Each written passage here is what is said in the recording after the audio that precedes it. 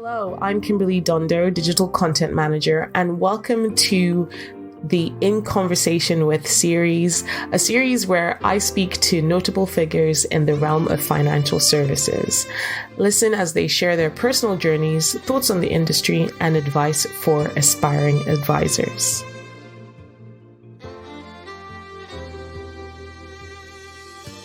Hello and welcome to the Money Marketing Podcast. Thank you again for joining us.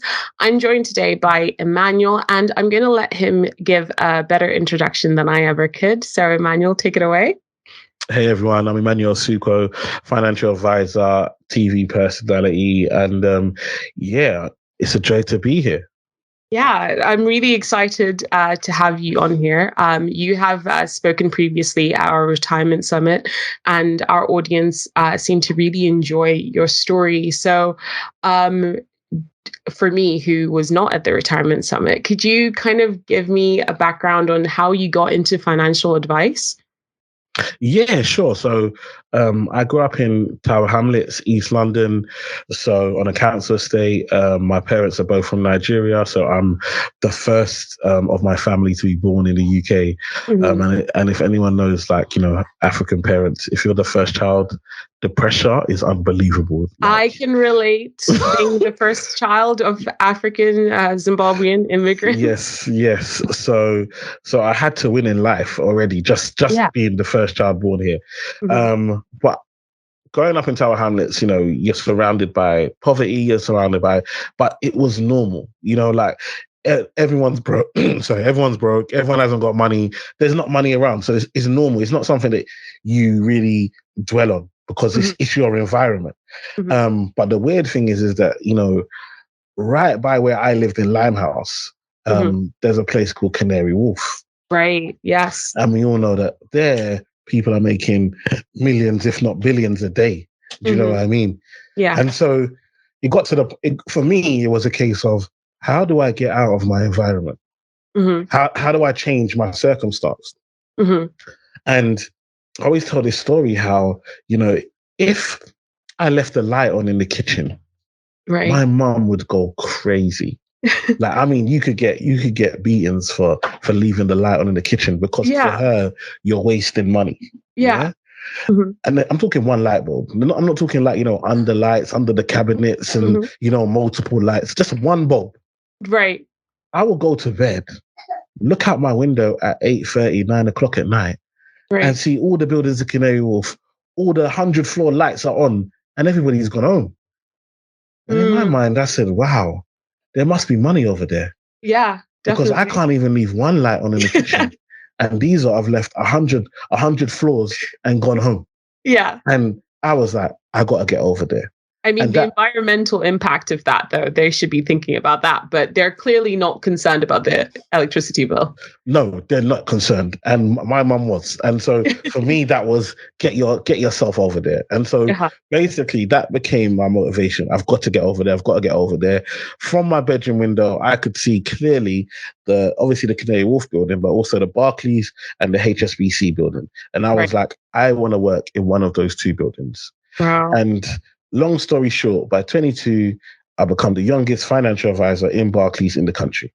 Wow. And sometimes I just tell people something as simple as just seeing is enough to make it happen. Right. How many people that grew up in my area looked out the window, saw those same buildings, but never got the inspiration that I got. And there's a difference between sight and vision. And I'm lucky that when I looked out, I saw a vision for myself beyond my situation. And by 22, I was able to make that happen. And so that was how I got into, literally people were like, oh, was it something that inspired you, or did you have a friend? Literally, it was survival. It was, how do I get out of here? And Canary Wharf was the closest thing I could see to change in my life. And so I went for it. Right. That is very inspirational. You're clearly someone who's quite self-motivated, because I can't really think of I can look at something and be like, I want to be there or something. But, I think probably now people are looking at you, people who you used to know, family members, or just anyone who is at school or something like that, looking at you. I'm sure you have had like an impact on other people. Yeah, no, definitely. For me, I'm big on that the Nelson Mandela saying it always seems impossible until it's done.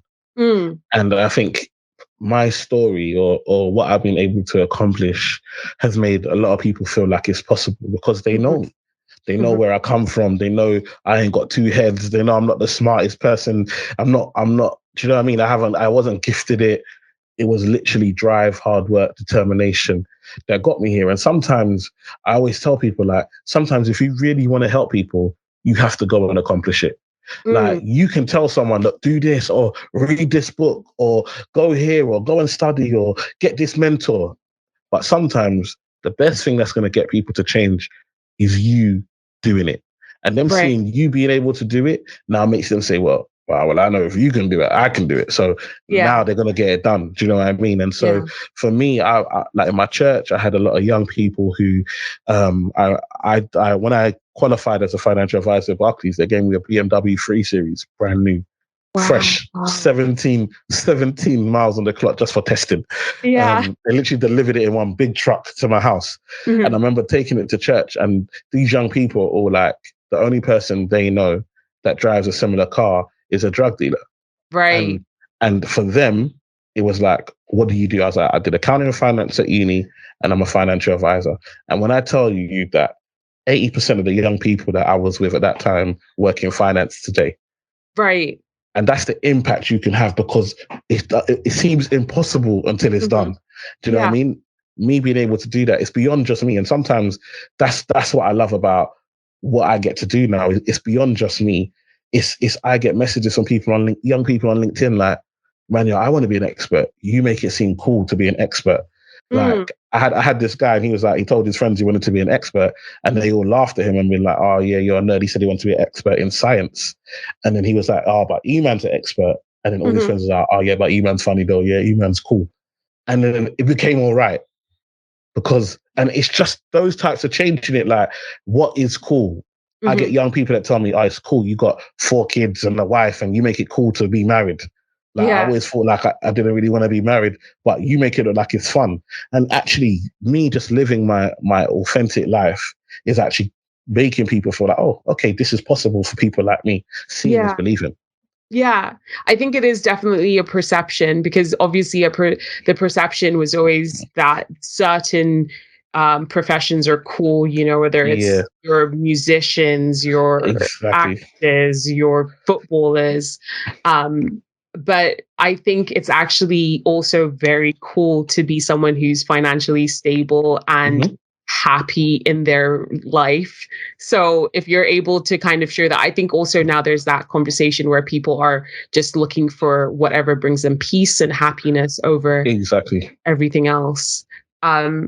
So that's really great. And so we've kind of talked about the perception and changing the perception of what it is to be a financial advisor. And I've seen a lot of conversation on attracting, people into the profession, whether that is, second careerists or just like people in, like, if I think about myself, when I was in sixth form, I had no idea what there is such a thing as a financial advisor. Accountant, sure, but I didn't think there was someone out there who was advising people on how to like manage their money, what to invest in, things like that. So I know this is quite a big question, but what do you think the industry could do to kind of be like, hey, we're here, this is a viable option for you that will be successful and fulfilling? I think it's so difficult because the banks are not there anymore. I was lucky. Like I said, Barclays gave me an opportunity.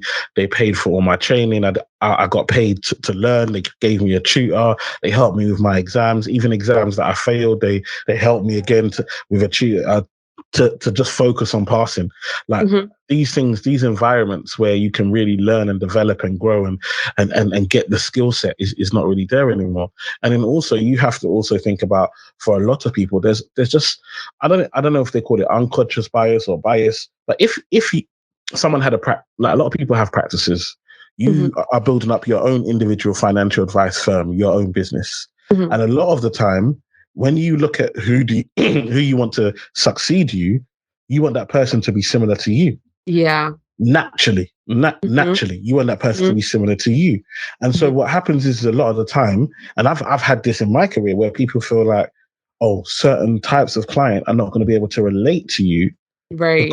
Because you come from a different background, or you are not going to be able to talk in a way that they're going to feel comfortable. And obviously, a lot of financial advice, especially before lockdown, was done at people's homes, and they feel that the client is used to having them in their home, like, so they want to have someone similar to them or that looks like them. That's who they're going to be comfortable in their home. And it's these not necessarily, I don't want to say necessarily racist, but it's just in regards to, you are feeling like, I've worked so hard to build up these clients, build up these connections. If I'm going to pass this on to somebody else to start maybe taking in the load off and dealing with some of the clients, I naturally expect that person to be similar to me, or to have a similar background to me, and naturally to look like me. And sometimes it can be so hard for people coming from the outside coming in to want to join a firm, because when you look at the firm, you go on, the first thing anyone will do, go on the website, look at the people, and you're walking to the environment where you're going to be the only one before you even got there. And then you say, is this somewhere that I should be? And so it becomes very, very difficult, because financial advice is very personable. It's very different from a lot of other industries, other jobs. This is personal. In this country, we don't talk about money as it is. No. You know what I mean? So when you sit down with a client, they are telling you things that they might not even told their partner, they might not have told their parents, they might not have told their kids, but they're telling you. They're trusting you with this information to help them make the right decisions. And so it's so hard to get in. And so it can be very difficult when people have preconditioned ideas about you or people like you, because they don't interact with people like yourself on a day-to-day basis.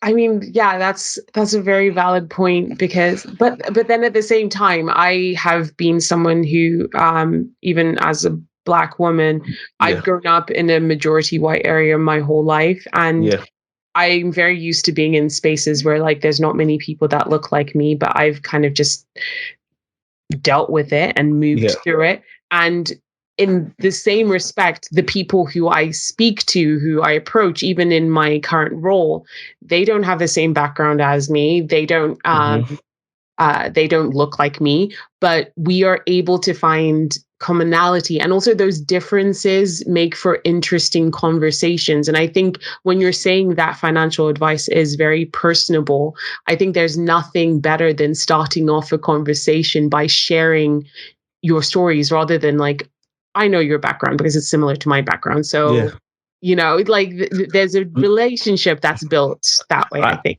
I totally agree. I mean, one of the things that made me successful when I was at Barclays was the fact that I was very young. I was 22 when I started. So imagine me coming around to see, a grandma or someone getting close to retirement. They're going to be 50, 60, 70, 80. And they all gave me a chance. They all gave me a chance. They all made me feel welcome, did business with me. They didn't have it. And that's because I just have this gift of being relatable. People just can relate to me. And that's a skill that's great for financial advice. But what I'm saying is that, are we making, so imagine I live in London. So even Tower Hamlets, I grew up in Tower Hamlets. Tower Hamlets, white people are the minority in Tower Hamlets. Right. Yet when I get to Canary Wharf, which is in Tower Hamlets, where's everybody? Yeah. So the surrounding, Tower Hamlets is predominantly a Muslim, mainly Bangladeshi area in itself. Right. And then you've got the other cultures there. So when I went to school, I never really experienced racism, because everybody was mixed. Everybody was there. Do you know what I mean? Yeah. So I never experienced it. I didn't really understand what racism was until I got much older and got into the workplace. Like, oh wow, this is a part of life that I've never seen. The point being is that, especially as we get to, when we start talking about money and we get to higher net worth and get to wealth, all of a sudden everything starts to look different. And for me, what I feel like is that it's very important for people to, we can have all the intentions in the world. Like, I do feel that financial services wants more ethnic minorities in the space. Right. But I don't feel like they do enough to make ethnic minorities feel it's a career path for them. Yeah, I don't feel they make it feel like it's somewhere that they should be, because wherever you go, even in London, it's not a reflection of London. No, not at all, because London is very diverse. Very diverse. Yeah, and I think also in that piece, there's on the flip side, there's looking at the clients and the type of clients that you kind of go for. So for you, you've said that you want to be a financial advisor for the nation, which means that you want to represent not just a certain percentage of the population. You want to, look at different, help different people. And I guess my question is, do you think that there is kind of a block when it comes to financial advisors finding clients, like they will not look in certain places or at certain people, and they'll just kind of go for what has been the standard? I personally feel like there is, since the banks pulled out and a lot of financial advisors retired due to RDR, I think there's such a shortage that you don't even need to. There is such a shortage of financial advice and financial advisors, where there's so much people that need advice that can't get advice, that actually you don't need to make the effort to have to go and help someone from another community or something. You can literally live off, if you can get the first 50, 60 people, and then they start to refer you new clients, and then you do some ads, you can easily build up a business over time without needing to work too hard as a financial advisor. Right. And I feel like that's why I feel like I had to leave the industry and do it this way, and actually say, you know what, I'm not just going to be a financial advisor to 150 high net worth individuals. I want to be a financial advisor to the nation. And that means I literally go all across the country. I go Scotland, Wales, like, all over England, all over the UK, and try and help people as much as I can, and from different backgrounds. And you know what? I just realized that people are just people.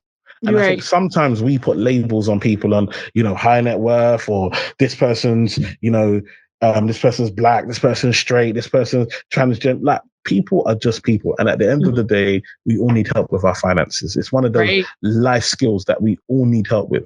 And so when you take the labels and you just sit down in front of somebody and say, how can I help? That's all. That's the number one line. I don't ask, talk to me. How can I help you?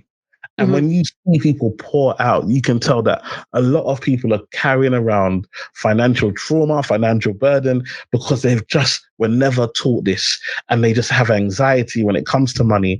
And I just love the fact that I have a skill set that can help people get rid of that and take control of their finances and reach their financial goals, and actually be able to add value to people that not only helps them, but also then a skill that they can then teach their friends, their family, their children. This is a skill that can be passed on from generation to generation. And so for me, I can't keep that to only 150 or 200 clients. I just don't feel like that's fair. I feel like the country needs it. And so that's my goal. That's my aim. Yeah. I mean, I like that approach, and I wonder, in terms of like getting yourself out there, what is your approach? Obviously, you do quite appear on radio shows and TV. How else are you kind of getting, for any kind of financial advisor starting out that wants to put themselves out there? What would you say is an effective way to do that? For me, social media is the easiest way. People are desperately looking to get knowledge and get financial advice, and the first place they look is online, is social media.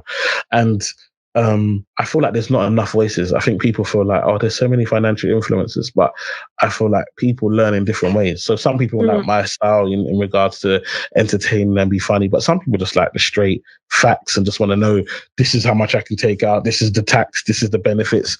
And there are different styles and you can find your style on there. But for me, it's so important that people get started. I think the biggest problem is consistency. I found that when I first started posting, I could have easily given up. And it's so hard because you post and then you get like 10 likes. Yeah. Eight of those people live in your house. Do you know what I mean? Or are family members or friends. Yeah. Do you know what I mean? And it's like, who am I really doing this for? Do you know what I mean? I've spent all this time creating this content and nobody really cares. And then you scroll, somebody's, some gym guy's got his top off and there's 10,000 likes. And it's like, well, how do I compete with this? Do you know what I mean? But it's like, be consistent, continue to add value, continue to be active. And if you do something for long enough, you'll make an impact and you'll see the number. Like, you don't just follow the numbers. And for me, it's a great way. That's a great way to start. But also in person, go to events. There are loads of networking events. There are loads of business events. There are loads of, different things that you can go to and be active and meet people. And I think the biggest thing about being a financial advice is that any person you meet could be your client. Yeah, that's true. That's the thing that a lot of financial advisors forget. They're thinking, I need to be in the city, someone in a suit. That's my ideal client. Do you know what I mean? Where actually, these days, a lot of people are working from home. So anyone you meet can be your client and you don't know where they're at. So for example, I remember meeting a garbage person in the morning. And I meet him all the time, say good morning to him when I'm on the way. And one day he's like, what do you do? I'm like, I'm a financial advisor. And he's like, I need to speak to you. But obviously he's going. So I give him a card. He messages me. The guy has saved over 200K. Wow. They do make quite good money waking up early. Waking up early, they make good money. He lives a very humble life. And he has other jobs as well, because obviously he finishes quite early. So he can get back, rest, and then go and do something else. And so he makes good money. And so sometimes I feel like we as financial advisors forget, just have conversations. Because you can help anybody. And the need is so far out there that actually just having conversations, letting people know how you can help, and that's how you get started. That's how you build, and that's how you hone your skills. Yeah. I like that. I think, what would your approach be to the networking aspect? I'm curious, because that is something that I've seen conversations around where people are like, oh, it's so awkward and stuff like that. What is your approach when it comes to the networking? I think the networking for me, it can be very awkward, especially them 6 a.m. breakfasts, whatever, meetings, seminars, and you're there, and then you find out half the room are financial advisors, and it's like we've all woken up to get these 5 potential connections and so forth. But I think it's about being in different environments. So I like, you can network in so many different spaces. So I a lot of my clients are professional Black women. And so I network in a lot of business events. I network in a lot of women empowerment events, maybe confident events. And so events where people are not necessarily going out to look for financial advice, but I know that my target audience are in there. And I think if you know who you're looking for, you know who you can help, then you can put yourself in those spaces. And I think it is about putting yourself in the right places. So again, but people have natural networks. So my first ever network was my church. Right. So I started off with my church, and then I went to other churches and just giving free talks. And I just picked up clients off the back of that. And then you help people online, and then people bring their parents and so forth. So if people don't know what you do, how can anyone refer you a client? So it's all about letting people know what you do. And I think for me, to stop the awkwardness of networking, number one, I had to practice. What's my elevator pitch? What are the most likely questions people are going to ask? How do I answer it in an engaging way? And then also, it was then about making sure I remind myself that they've woken up early in the morning to be in this place too. So everyone here has come to a networking event to network. So if it's awkward for me, it's awkward for them.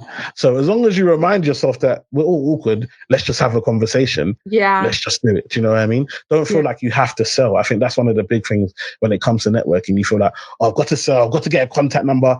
You can grab as many business cards as you want. If nobody remembers you, when you call them, no one's going to answer. What's the point? Yeah. It's about being memorable. Yeah, no, I think that's very strong advice. I mean, I'm definitely going to take that on board myself. I'm not necessarily selling anything, but, just to talk and network. So in terms of financial services, financial advice as an industry, where do you see it going? Where do you see it?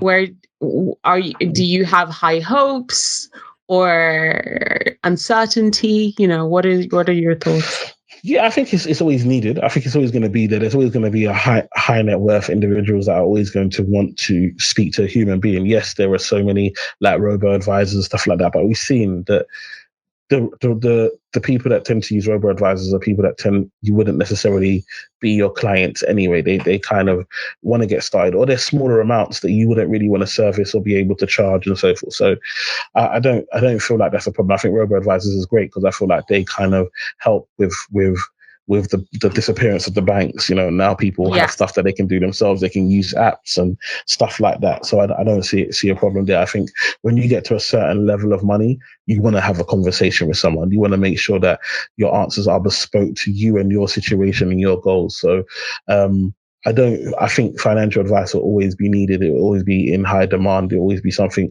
that people need. My only fear is that, we're not recruiting in the way that I feel that we need to. We're not getting enough young people because it's considered such an older person's arena, profession. I feel like we're not attracting young people in the way we need to. And also I think the regulation makes it very, very, very difficult for people to want to start, because the cost of, being a financial advisor is very, very high because of, the compensation schemes and everything like that we have to pay, the levies that have to be paid and so forth. So I think my fear is that financial advice will always be needed, but I don't know if we're really able to bridge the gap and make becoming a financial advisor look attractive enough when people can be basically financial influencers. Yeah. And then basically, and this is the thing that makes me laugh, because obviously I do a lot of stuff online. So a financial influencer will be like, guess what? There's this amazing investment that you could invest in, and these are all the benefits. By the way, this is not financial advice. I'm not a financial advisor. Right. And it's like, hello, you literally just told them what to do, what to say, and then you've then said, what does it matter? They've heard what they needed to hear. Yeah. They've gone anyway. And it's like, actually, I feel like there has to be we have to start really looking at how the regulation works, because even me, myself, being an advisor, sometimes it's hard because some of the things I might want to say online, I can't say because you can't say that as an advisor, or there's some restrictions in regards to the content you can post and things that you can say. And you need to get this signed off by compliance, and you're competing with people that can literally go on there and talk about crypto and all these other stuff and have no filter, and no one says anything. Yeah. But you as a financial advisor, almost like you can't say, half of the stuff that people that are not regulated can say. And actually those are that people are listening to. So we need to look at how do we actually regulate this advice, because I feel there are many people who are not qualified giving financial advice every single day and benefiting from it. That is so true. I've been watching quite a few, mostly relating to American influencers who kind of will promote a coin, like some kind of coin, and it's just a pump and dump scheme, right? Yes.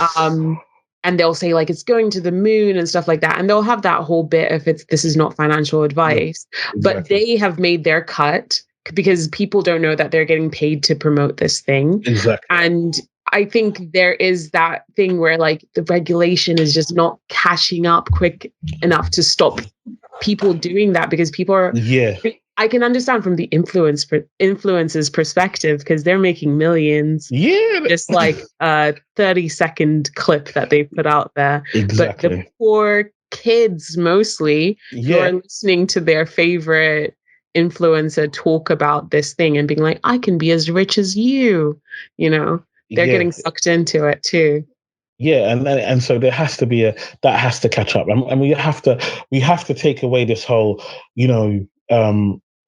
view of, if you are a financial advisor, you must be in a suit and tie. Like, no, it doesn't work like that anymore. Like, this next generation don't want to wear suits and ties. They see people in suits and ties similar to politicians who they've lost a lot of trust in. Yeah. And so actually the uniform of a financial advisor is the same uniform of someone who they don't really trust. And so we have to start breaking down these barriers to entry and saying, actually, this is, you come as you are, and you can have your style. And as long as you're qualified, as long as you stay within the regulation, you can deliver this exactly how you want. And I think when we start to have, and also start to make it financially viable, we are one of the few industries where we say, come be a financial advisor, but you're going to be self-employed. And it's like, how can we take that seriously when there are other careers that I can get, and I can get paid to train and learn? We have to start looking at ourselves and saying, look, we consider ourselves to be an industry that can look after people, and we deal with the highest net worth people, and we're dealing with affluence. Yet when we tell you to be self-employed. We need to start giving people the peace of mind, because young people want to get on the property ladder. And if imagine you being a financial advisor and you feeling like, I can't get a property because I'm self-employed and have hardly any income, and I'm struggling to get a mortgage. Yeah, I sit down and help people who have loads of money every single day. And so we need to start making our industry, actually, especially the financial advice industry, come with the times and be somewhere that young people can say, look, I can build a career here, but I don't have to do it, being self-employed and just working for someone else. I can be employed, I can get the training I need, and I can develop and grow, and I can build a career for myself. Right. I completely agree with that. So I had a question and it's completely escaped me. Wow. Where was I going to go with this? There was yes. Okay. So, with the cost of living crisis everywhere, it's a constant. How have you seen that affect your approach, conversations you're having with your clients, anything around the industry in general? What has the effect been for you?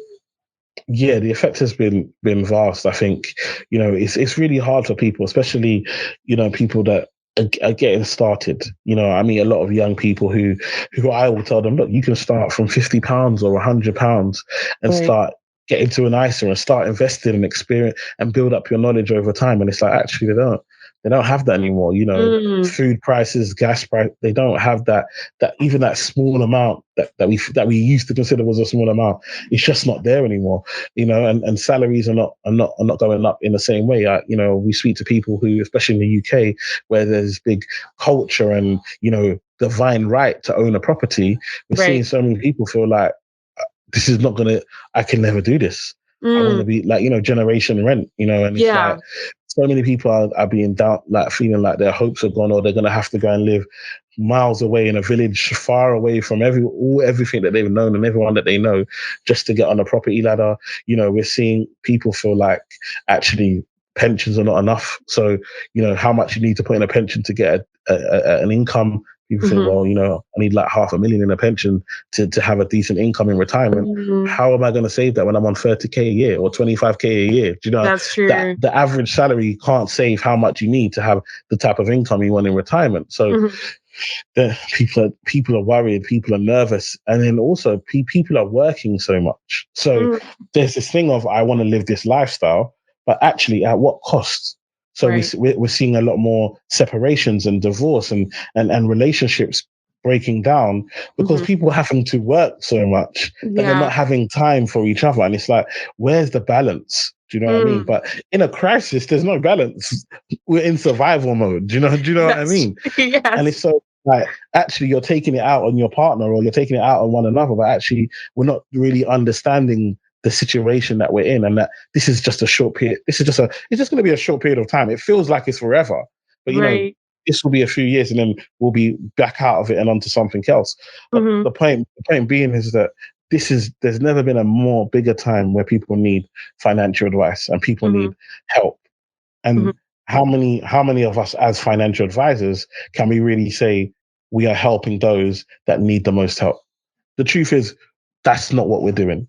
With all the skills and knowledge and everything that we have, we are helping the affluent. We're helping people who are probably the least affected by this. Yeah, they can ride the wave. They can ride it. They're not even changing. They're still going on whatever holiday they were going to go on. They're still doing whatever they're going to do, and they're still enjoying life. And that's great for us because we get our 0.5% or our 1% a year, and that gives us a great income. But the reality is that I just always try and implore, even if you go to a local school or go do something in the community, just share your knowledge just a little bit with people that need it, because it's so needed at a time like now. And yes, we can raise money and but if people don't understand how to make it work for them, how to make their money work for them, we can increase benefits and so forth. If people really don't understand money and what it is to manage money and how to make a budget effective, then giving them more money isn't helping the situation. Yeah. I think there is quite a big conversation about that advice gap. We covered something on it recently where, how can that be approached? And I think, going into the community and doing, ad hoc things, you might not necessarily monetarily benefit you, but it will in the long run. I think if everyone is in a place of stability, then maybe further down that line, I think those people might approach you when they're more stable. Because like you're saying, this isn't going to last forever. It feels like it. It definitely feels like this is going to last decades. But, we are going to come out of it, and then we're going to have an uptick, and people will probably come to someone like you who's more personable, who has helped them when they were at their worst, and they're like, actually, I'm in a good place now. What can I do? And I think that long-term business plan as well. No, definitely. And I think also that I think this was a learning lesson for a lot of people. I think the good times were there. People were making money, getting bonuses, and we were going on holidays. We were using credit cards. We were going into the overdraft. We were just enjoying, thinking that it was just going to be good all the time. And I think this has been a wake-up call, a much needed wake-up call, because I feel like if we look at ourselves, there are things that we can say, we were very consumeristic. We were very much about consumerism. And the pandemic, as sad as it was with the amount of lives lost, I think a lot of people realized what was really important, friends, family, and so forth. I think a lot more people are appreciating their job. I know a lot of people who were cussing their job, but when they've seen friends that have been laid off and they've still got a job to go back to, I think they appreciate, okay, actually this place, it's helped. Is it really helping me keep a roof over my head? Do you know what I mean? And supporting me. So I feel like sometimes, these things happen, and it can be a wake up call for us to say, actually, I need to make changes to make sure that I don't get caught out again. Yeah, no, definitely. So it has been amazing to talk to you, but before I let you go, I do want to kind of highlight that you will be speaking at our Money Marketing Interactive Conference in London in September. So without giving away too much, because we just want a little sneak peek, but could you kind of let the audience know what they have to look forward to from you? Yeah, I think for me, it's just all I really be talking about is, my journey, which I've shared a bit today, but just how we can take what we do to that next level, how we can market, how we can really develop our skills, because what we have is so beneficial. I'm really just, imploring people to look at helping the next generation of financial advisor to get in, and just helping, not just millennials, but I mean, Gen Z are ready. A lot of them are focusing on making money, and they want to engage with you, but are your doors open? Are you meeting them at where they're at? I think sometimes we have to meet people where they're at rather than making people come to us. Do you know what I mean? And so actually having, apps and using technology to make getting into financial advice as easy as possible, I think that's the next level. And, these are the types of things that we'll be discussing on how we can take, the financial advice, not just to people, but by taking it to people will then make people feel like, oh, maybe I want to be a financial advisor. I think that's the thing, is that being in people's faces, them knowing that we exist, will now allow people to say, well, I like this person. I want to be like this person. I can be a financial advisor. And I think that's a great way to get more young people and fresh blood into our industry. Yeah, no, I like that two-pronged attack, basically. Yes, exactly. And also, you're a very motivational person. I can see all of your motivational posters up there. Yes. I need to get some in my own study. It's very bare in here. But yeah, it'll keep me going when I'm, editing all of these podcasts and all the other things that I do. Keep me motivated. And I think your mentality probably lends itself to what you do. So that's really great. Oh, thank you. Yeah, I think being positive, is an important part. You can, you focus on the bad things that happen to you, or the things that you didn't have, or you can say, okay, I didn't have that, but I can change my tomorrow. Like, you can't change your yesterday, but I can change my tomorrow. And I just think having that energy has always brought back positivity to me. Yeah, no, I love that. That's a great soundbite as well. Might use that one. Thank you again, Emmanuel, for speaking to me. And I look forward to seeing you at MMI Interactive in London. Thank you. Thank you for having me. Take care.